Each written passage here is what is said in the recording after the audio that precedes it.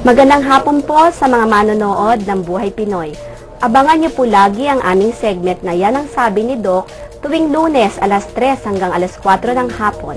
Hatid namin sa inyo ay mga health tips at makabuluhang impormasyon tungkol sa inyong mga mata at ipin. Ngayong hapon po ay pag-uusapan natin ang tungkol sa myopia or nearsightedness. Ito po ay isang kondisyon na kung saan ang inyong paningin ay malabo sa malayo ngunit malinaw sa malapit.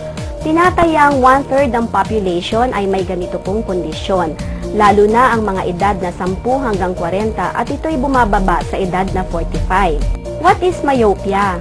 Myopia occurs when the eyeball is slightly longer than the normal. The rays of light coming from the cornea shortfalls and focuses in front of the retina. So there is really a need to wear contact lenses and eyeglasses in order to refract the rays of light coming from the retina and focuses here in the retina where the keenest vision can be achieved. If you are a nearsighted person, your prescription will be negative. The higher the numerals, the stronger will be your power, and the thicker the lenses will be.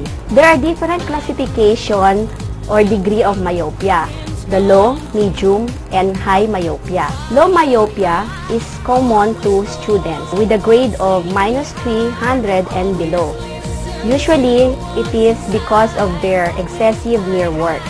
In medium myopia, usually it's -300 to 600 degrees. In high myopia, it starts from a grade of -600 diopters.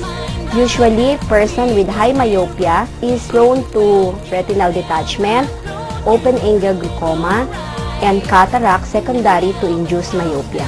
Ano ba ang signs and symptoms ng mga taong nearsighted? Malabo ang paningin sa malayo, eye strain, nag-i-squint ang mga mata, at sometimes may headache lalo na kung ito ay may combination of astigmatism.